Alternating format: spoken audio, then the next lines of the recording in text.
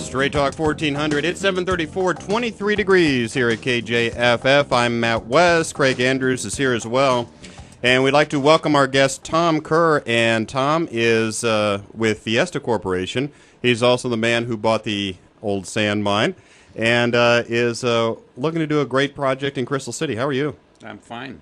It's great to have you in the studio. Where to start? First off, you've been a St. Louis resident for decades, right? 1988 is when I moved to St. Louis. Is that right? Yes. And tell me about Fiesta Corp a little bit. Fiesta Corp owns and manages large industrial buildings, and we do vehicle storage, we do parking, we do warehousing, we do what we call maxi storage, which is provide large space for warehousers that do their own warehousing.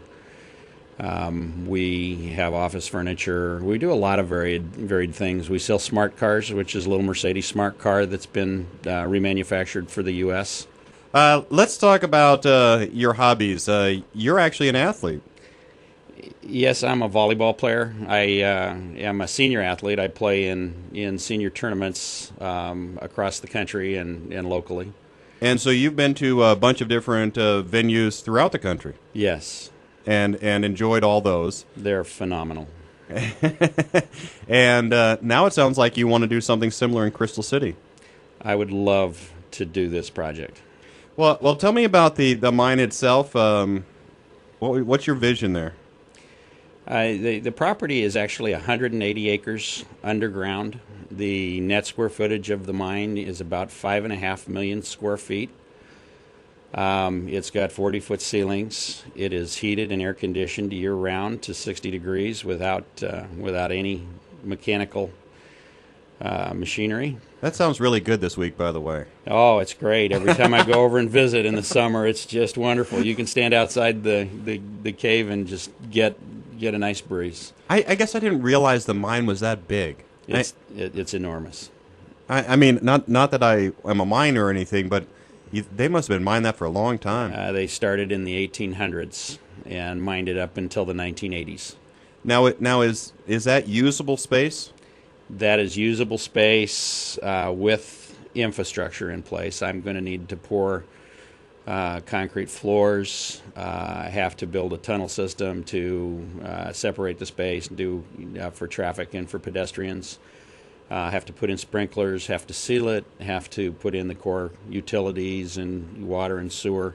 Just basically, it will be a building when it's complete.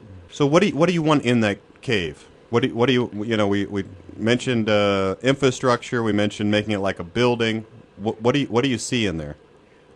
I envision a large sports complex that would cater to all sports, including extreme sports, including Olympic venue sports, including recreational. Give us an example of some of the things. Extreme sports, rock climbing. There's multiple locations for rock climbing. Paintball, motocross, the bicycles that they like to ride over the trails, the skateboards. We talked about zip lines. We have a man interested in putting in, and I don't know what they call it, but they shoot air up and you actually float on the air. The zero gravity. Zero gravity. It's on land skydiving, basically what it is. Yeah. You're a volleyball player. Yeah, absolutely volleyball.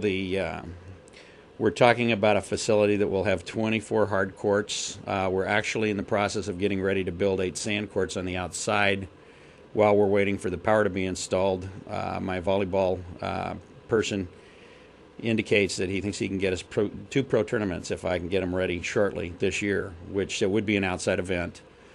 The 24 courts will actually be the largest complex in the country. The next largest is 22 courts in Anaheim. Wow. I know people have talked to you about, is it possible you put an ice rink in? Yes, I have a gentleman by the name of Fred Kimbrell from DeSoto that has approached me on that, and we're going to have to build out the space because it's probably not going to work to have pillars in the middle of the ice rink. So we're going to build an adjacent space that will be heated and air conditioned by the mine, so that it'll be less expensive to put in ice. But we'll have both hockey and figure skating. Really? Yes. How about roller hockey? Because that's something that's taken off a lot as well. Absolutely, roller hockey. The best way to look at this is we have a 5.5 million square foot industrial building. It's heated, it's air conditioned, it's 83% complete.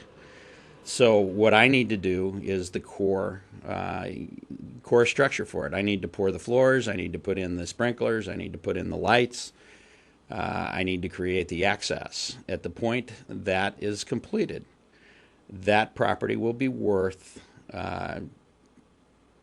as an industrial building, probably $200 to $300 million.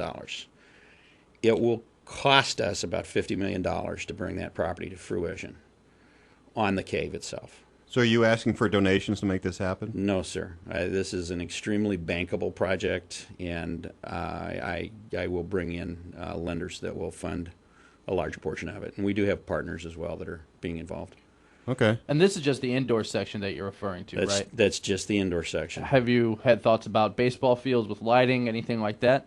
Yeah, we're actually hoping that we can entice PPG into selling us their site.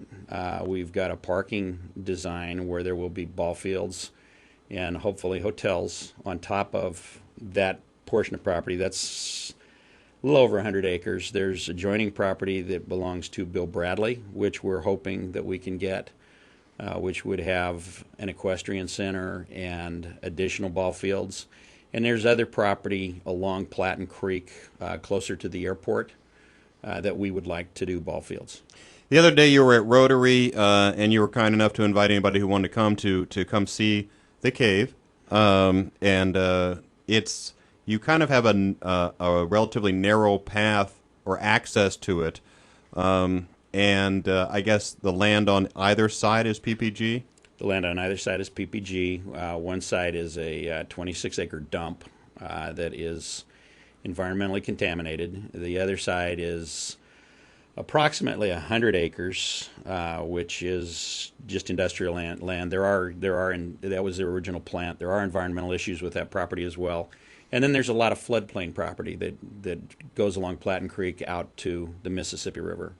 Now, your project, the chance of it succeeding, or the chance of it having the ball fields, equestrian center, and all that's kind of dependent on that property, isn't it?